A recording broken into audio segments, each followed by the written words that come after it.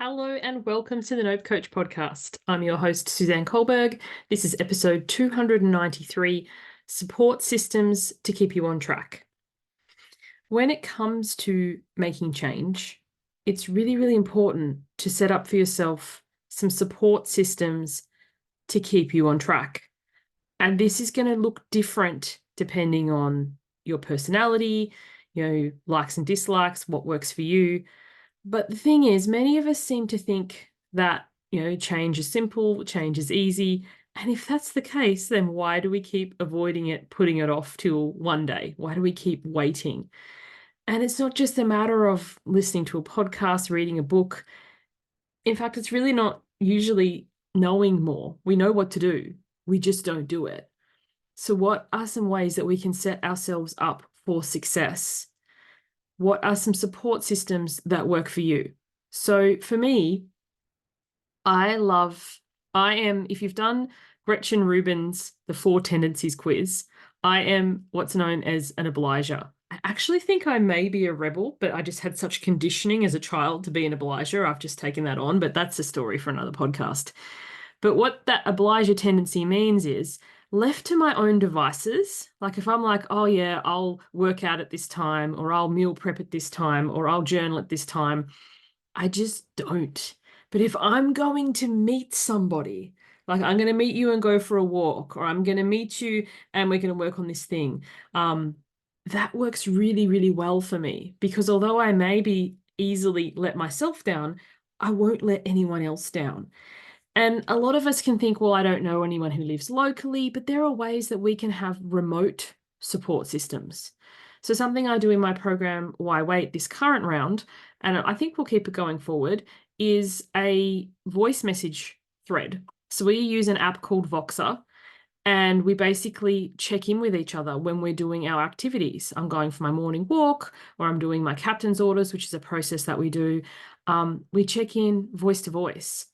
And it's not a accountability teacher student power over pressure. Have you done it yet? Tick, tick, tick. No, it's more of a just, to check in with the group and the vibe. And I find it really aspirational and encouraging. People be like, oh, how are you going with this thing? And that checking in kind of thing. So when you're setting yourself up with a support system, choosing your audience, choosing who you ask to support you is really, really important because as much as I love my husband, he's not a good person for me to set up with for support because he's more the harsh taskmaster. Have you done it yet? Have you done it yet? I don't respond well to that. I feel really pressured and I run away. So he isn't something that someone I'd ever ask to help support me when it comes to making change. Other areas, 100%, but not this one. I am fortunate enough to be in a position where I can hire help. So I will, hire a coach, or the people who work with me in Why Wait, they hire me. It's part of the thing, having the space. So we have different activities, different processes that we do in Why Wait. They're taught live and there's also a replay. And there's one in this round that I've really encouraged everybody. I'm like, sit down, take the time, go through this process. And we're coming currently towards the end of the round. So I've just been noticing, and people are like, are you looking in my window? Are you peering over my fence? But the common things that come up when we go to plan to start making these changes, to sit down and work through the material, you suddenly need to go to the bathroom 5 times, or check the lint filter on your dryer, or respond to that email you've been meaning to respond to. Like all of these ways of dodging around the thing are really common. If you've got a compassionate accountability support person who can name them, not from a place of judgment, not from a place of shame, not from a place of you need to do this now, but that kind, gentle, encouraging reminding of, why you want to make the change in the first place, and the understanding that these things are normal and they happen. And just because we're distracting ourselves or avoiding or resistant doesn't mean that the change isn't going to happen, and it doesn't mean that it's not worth it. So, you might respond really well to having external person that you can check in with or group of people.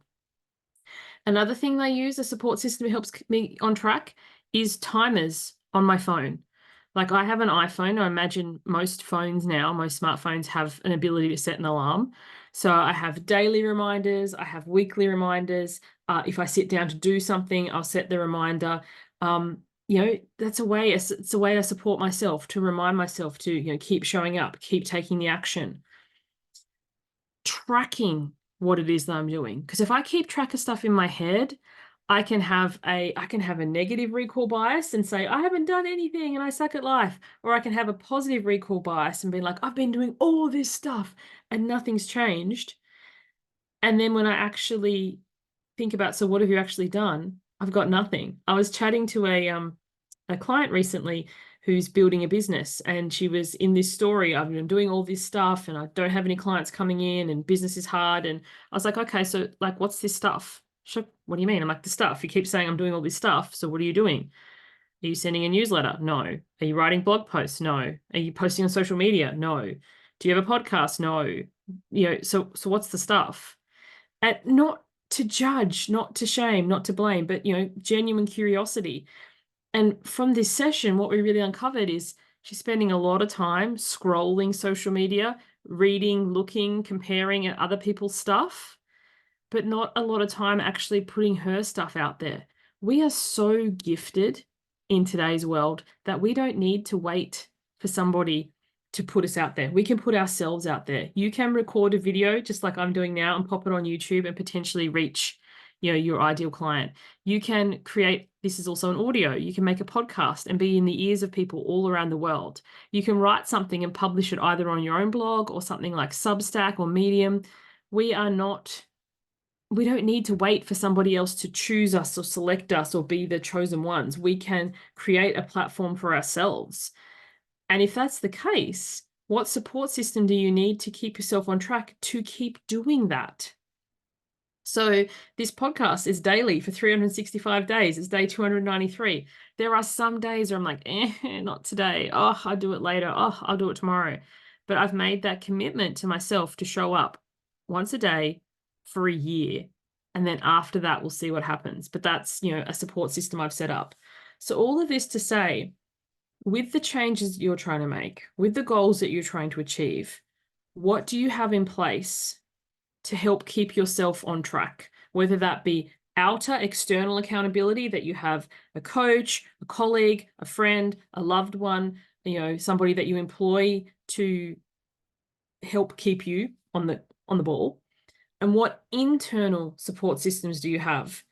And sometimes when you look at that, maybe you've bitten off more than you can chew. Maybe you have set too big of a goal. Maybe you've expected too much from yourself or from others. So how can you adjust and tweak along the way? Because so often we think, oh, I tried that, and then we dismiss it. And it's like, did you really try it? Or were you like my client where you kind of thought about it, but really you were just reading other people's stuff and then you were comparing and despairing and not actually taking any action of itself? Did you post a video and nobody responded, so you assume that nobody saw it and all that sort of stuff?